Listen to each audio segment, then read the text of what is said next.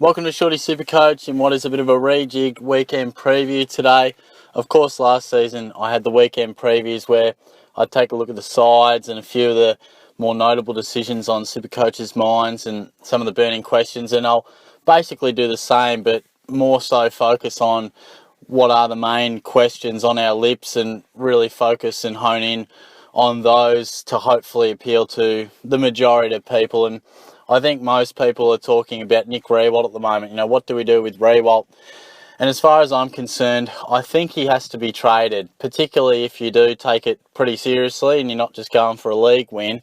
If you're going for overall, you can't afford to just be having zeros in your forward line at a man who is priced at 550 odd.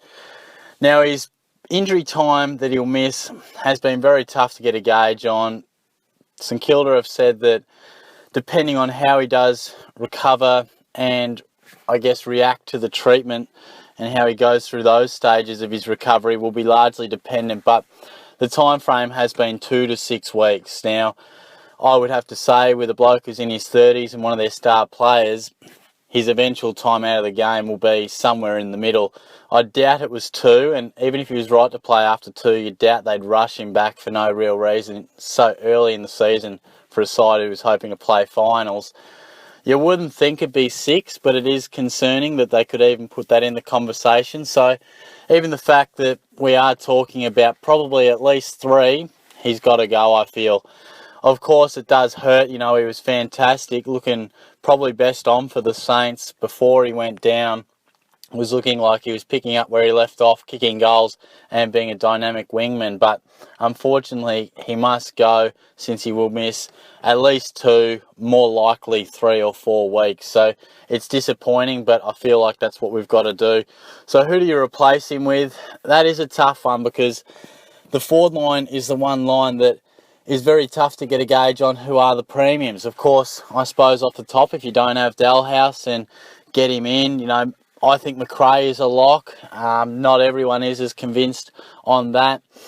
Franklin might be a guy that people consider. Of course, I was not a massive fan of him pre-season, and I'll stand by that, but he did play very well in week 1, as did Josh Kennedy, went absolutely bang, but don't go chasing points. Don't look at the round 1 players and see who scored well there to make your decision.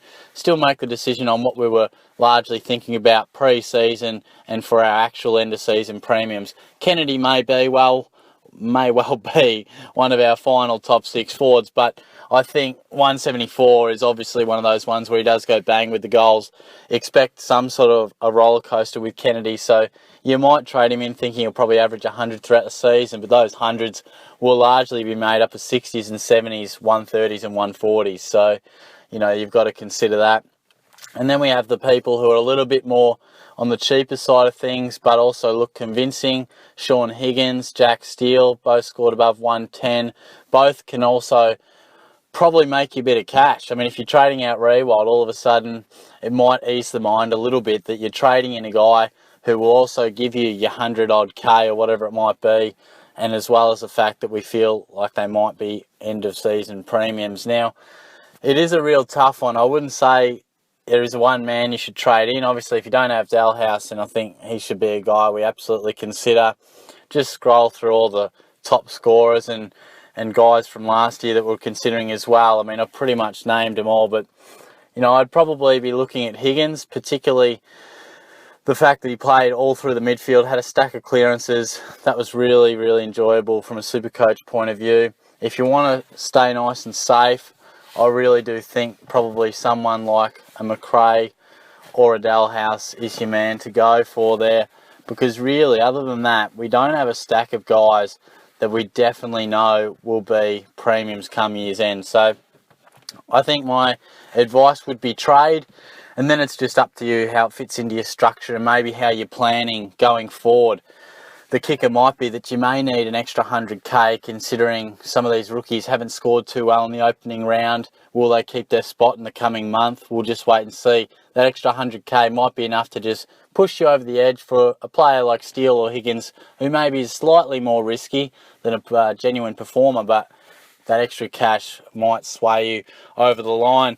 So that's my thoughts on Riewoldt, and just generally speaking, and general advice going in to round 2, unless you have an injured player, do not go anywhere near the trade button. I see people going, oh, gee, you know, Mitchie Hannon scored 96, Butler 96, should I go getting them? Just ease off, ease back. No point chasing their points. And just because I think Butler's certainly got a spot in the side for a period of time, but Hannon is by no means a lock. In fact, he's on the extended bench as we speak, as are quite a few of our rookie options. So don't go chasing them. Give rookies 2 weeks and bring them in on the bubble if you really want to do that, because there's no point picking a player and then he's dropped within a couple of weeks.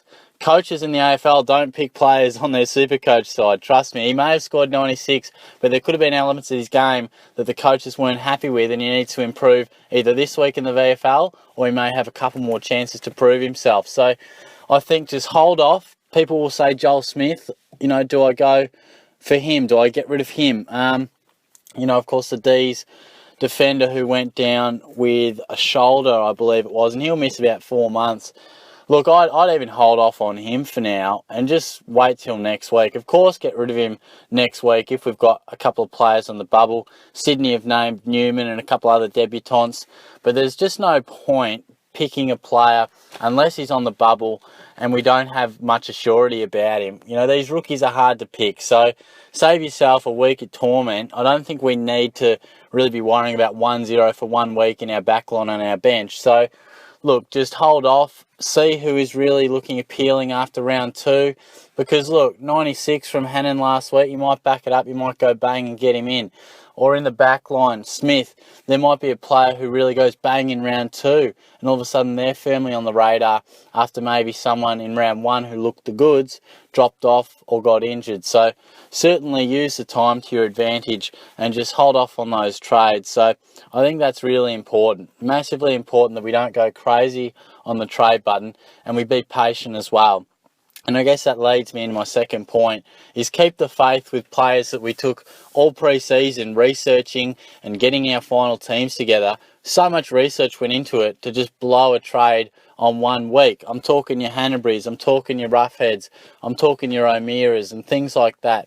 And also, by the same token, don't get sucked into round 1 scores. Look, Dustin Martin, yeah, he's fantastic, but you know, he may well be a top 10 mid, that's for sure, but don't get absolutely sucked in. I think Heppel is probably a better example. I don't feel like he's a must-have, so don't go chasing his round 1 points. But back to my initial point there, keep the faith, you know, at least 2 rounds and then assess it, because we really do need 2 weeks to make a good assessment. And look, you might hit the panic button and change if a guy all of a sudden isn't playing the role you might have expected. I'll use Josh Caddy as an example. Now, as you probably know, he's in my side. I didn't trade him. I left him for round 2. He scored, what was it last night, 90 odd points. And look, 92 or whatever it was, that's a nice score, but he's probably still on the chopping block for me. Reason being, because he's not playing the role I expected. He's playing far more forward. And look, that's what a correctional trade is all about. That's why prices don't move for 2 weeks. We get a look at a couple of guys for a couple of weeks, and if they're not doing what we want, that's when we can pull the trigger. Particularly, I'll be pulling the trigger if Sean Higgins does what he does again and scores 100. Because sometimes things are different in the AFL season to what they were in JLT. It doesn't always transition perfectly. So we must keep an eye on that. But just keep the faith with your premiums in particular. You should not be changing your premium setups unless they're injured. Because we've paid that amount of cash, done a lot of research, no point giving them the flick after 1 week. Hanbury will bounce back. Jaeger O'Meara, people talked about and discussed him for weeks on end. Don't give him a chop just after 1 week. You've committed to the bloke. Now you got to wear it. You got to bite the bullet. That's why we do the research, and you do all your research to stand by it, not to make a knee-jerk reaction trade after 1 week. Look, if things are really concerning, then look, you might. You know, of course, if O'Meara is just not looking the type of player that you had expected, or he's outside the stoppage a little bit more, which I don't feel is going to be the case. I really feel if you've committed to an O'Meara, you've committed to a Roughhead or another mid-pricer on another line, then you just got to bite the bullet and go with it, unless something drastic really changes from what you foresaw their scoring abilities to be. So, look, I think that probably wraps it up. In conclusion, Riewoldt, trade him out for a few of those guys I mentioned.